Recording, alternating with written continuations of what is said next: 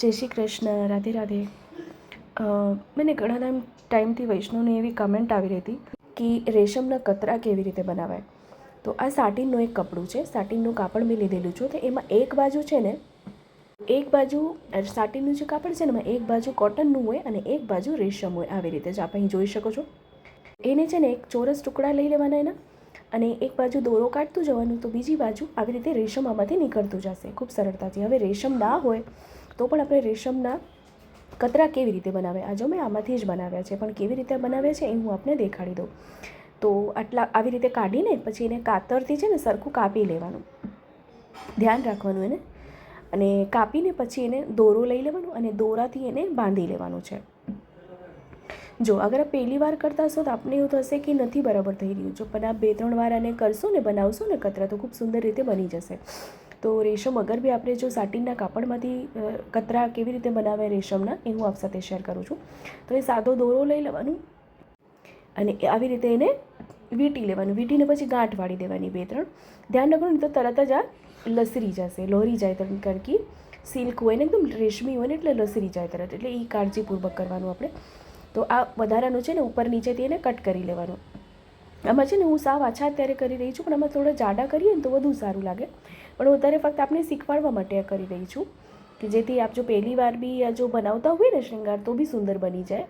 એટલે હું આપને એમ જ કહીશ, જો પહેલી વાર બી આપ કરશો તો આપને એવું થશે કે નહીં થાય સુંદર, પણ ના થશે. તો આટલા અમે કતરા અહીંયા બનાવ્યા છે. તો આ છે ને આપણે જે કહીએ ને તંગુશના જે દોરા આવે ને એની આ છે ને, આ વાયર છે એકદમ. આપણે શૃંગારમાં ને આ તાર છે ને વપરાય છે, યુઝ થાય છે. આ આપણને જે ખબર છે ને દોરા ને ફોલ ને બધું મળે છે ને ત્યાં, ફોલનું બધું જે સામાન બધે મળે છે ત્યાં આ સરળતાથી મળી જશે. આપ ત્યાં દુકાન પર લેશું ને તો સરળતાથી આ મળશે. અને કાતરથી કપાઈ જાય છે, આ તરત જ કપાય. આ શૃંગાર બી એનાથી બને છે, જે આપણે શૃંગાર બનાવીએ ને મોતીના. જો ઘણીવાર આપણે જો શૃંગારમાં જોયા હશે તો આ જ વપરાય છે એમાં. તો ઉપરથી છે ને હું ખાલી મલમલનું એક કાપડ લગાડી દઉં છું. પણ આપણે જો ન લગાડવું હોય ને તો સીધું ડાયરેક્ટ એના પર કતરા આપણે લગાડી શકાય છે, પણ હું જરાક લગાડી દઉં છું કે જેથી થોડુંક સપોર્ટ રહે. તો આવી રીતે હરખું આમ વીંટી દેવાનું છે, કારણ કે તાર સાવ પતલું છે અને એમનેમ આપણે જો લગાડવા જઈએ તો લસરી જાય. તો એના માટે ઉપરથી એક મલમલનું કાપડ હોય તો એવું લગાડી દઈએ ઉપરથી. એમાં કંઈ લગાડ્યું નથી, ગ્લુ કે કાંઈ જ નથી લગાડ્યું, એમનેમાં ચોંટી જશે, કારણ કે મલમલ છે એટલે ચીપકી જશે એમાં સરળતાથી. એને થોડુંક સપોર્ટ બી અમારે રહેશે, જ્યારે આપણે કતરા આમાં લગાડીશું થોડુંક સપોર્ટ રહેશે એમાં, એટલા માટે. તો અહીંયા ઉપરથી દેખો તો ઉપરથી છે ને સેજ જેવું આપણે એને ફોલ્ડ કરી લેવાનું છે, ઉપરનો જે ભાગ હોય ને, તો જેથી શું છે કે જે નીકળી ન જાય આ તરફ. તો એક કતરા લીધા અને એને છે ને જો આવી રીતે પહેલાં એક પકડ લેવાનું અને પકડથી ઉપરનો ભાગ સેજ જેવું ફોલ્ડ કરી દેવાનું, આટલું બસ, વધારે નહીં, જરાક એવું ફોલ્ડ કરી દેવાનું. અહીંયા જો આપણે મોતી લગાડવા હોય ને તો અહીંયા આપ મોતી લગાડીને ફોલ્ડ કરી શકો છો, પણ મેં જરાક એવું ઉપરથી ફોલ્ડ કર્યું છે એને પકડથી. અને આવી રીતે એને ગાંઠ વાળી દેવાની છે, એટલે દોરો આમાં વીંટી દેવાનું છે સીધું જ. તો આ વિડીયો આપને કેવો લાગ્યો છે કમેન્ટ કરીને ચોક્કસથી જણાવશો, અને આપણા ગ્રુપમાં શેર કરશો, જેથી વધુથી વધુ લોકો સુધી વિડીયો પહોંચે અને એને પણ વિડીયો ઉપયોગી થાય. તો અહીંયા મેં ગ્રીન કલરનું, લીલા અને પીળા કલરનું લીધું છે. આપ કોઈ બી સિંગલ કલરનું કરી શકો છો, કોઈ 2-3 કલર બી અહીંયા લઈ શકો છો. મેં 2 કોમ્બિનેશન અહીંયા લીધા છે. તો આ આટલો ભાગ દેખાય ને આવી રીતે, જો બીજો કતરા બીજો અહીંયા મૂકીને પછી ફરીથી એને વીંટવાનું છે આવી રીતે. દોરો તોડવાનું નહીં, એ જ દોરો કન્ટિન્યુ રાખવાનું છે, દોરો વચ્ચેથી કાપવાનો નહીં. જો આવી રીતે વચ્ચે થોડુંક છે ને કતરા છે ને સે જાડા કરવાના. જો ફરીથી અહીંયા 2 થઈ, હવે ત્રીજું એક કલરનું એક કલરનું લગાડતા જઈએ, આપણે વીંટતા જઈએ.